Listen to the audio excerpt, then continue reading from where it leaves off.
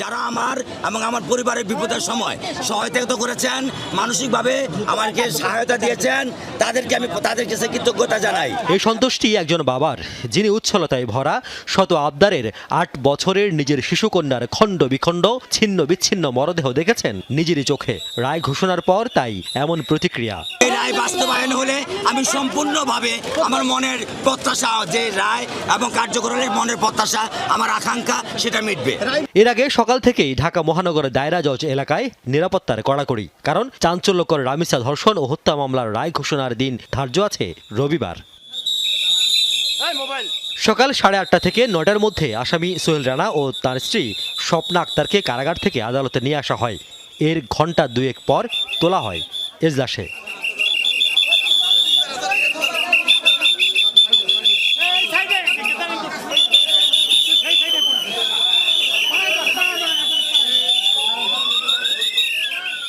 সকাল ঠিক 11টায় মামলার রায় পড়া শুরু করেন বিচারক। প্রায় 150 পৃষ্ঠার রায়ের সারসংক্ষেপে আসামিদের বিরুদ্ধে উপস্থাপিত অভিযোগের পুঙ্খানুপুঙ্খ বর্ণনা করেন আদালত। এ সময় প্রধান আসামি সোহেল রানার 164 ধারায় স্বীকারোক্তিমূলক জবানবন্দি, 16 জন সাক্ষীর সাক্ষ্য ও জেরার সারসংক্ষেপ তুলে ধরেন বিচারক, যেখানে উঠে আসে ধর্ষণের পর 8 বছরের একটি শিশু রামিসাকে নৃশংসভাবে হত্যার বর্ণনা, আর এই পুরো অপকর্ম ঢাকতে কিভাবে সহযোগিতা করে তার স্ত্রী স্বপ্না আক্তার।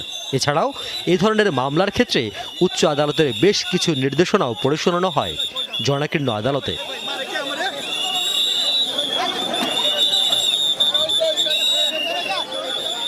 প্রায় 40 মিনিট আসামিদের অপরাধের ফিরিস্তি উপস্থাপনের পর মূল আসামি সোহেল রানার অপরাধ ও তাকে সহযোগিতার দায়ে স্ত্রী স্বপ্না আক্তারের অপরাধ একই বিবেচনায় নিয়ে দুজনকেই মৃত্যুদণ্ড দেন আদালত।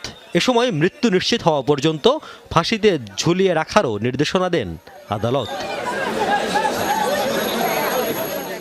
রায় নিয়ে নিজেদের প্রতিক্রিয়া জানান এই মামলায় স্পেশাল পিপি ও রাষ্ট্রনিযুক্ত আসামি পক্ষের আইনজীবী। আদালত তার ফাইন্ডিংসে ক্লিয়ারলি বলেছেন যে ডাক্তার তার সাক্ষ্যে অর্থাৎ অটোপসি রিপোর্ট যিনি দিয়েছেন, সেই অটোপসি রিপোর্টে ডাক্তার ক্লিয়ারলি উল্লেখ করেছেন যে ভিকটিম রামিসা আক্তারের দেহে ধর্ষণের আলামত। যেহেতু এই আসামি আদালতের নিকট 164 ধারা জবানবন্দিও দিয়েছিল এবং মাননীয় বিচারিক আদালতের নিকটও সে নিজেকে দোষ স্বীকার করে অনুকম্পা চেয়েছে, সেহেতু এই আসামি এই কথিত চাঞ্চল্যকর ঘটনার সাথে এই সংশ্লিষ্ট নিজেই স্বীকার করেছে এবং সে ছাপা সাক্ষী দেয় নেই। আমি যেহেতু সে ছাপা সাক্ষী দেয় নাই, তার মানে সে অপরাধী, যে অপরাধী প্রকৃত তার সাজা পেয়েছে, ন্যায় বিচার নিশ্চিত হয়েছে আমি মনে করি।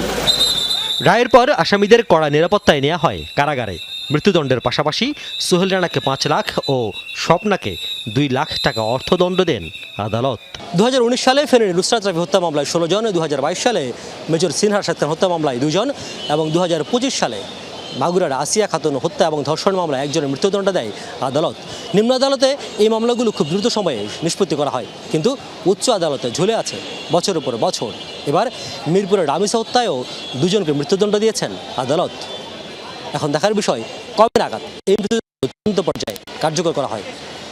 আইনজীবীরা বলছেন স্পেশাল ট্রাইব্যুনাল অথবা বিশেষ বেঞ্চ গঠন করা যদি না হয়, তাহলে এই মামলাগুলো দ্রুত নিষ্পত্তি করা প্রায় অসম্ভব। রিয়াজ রায়হান,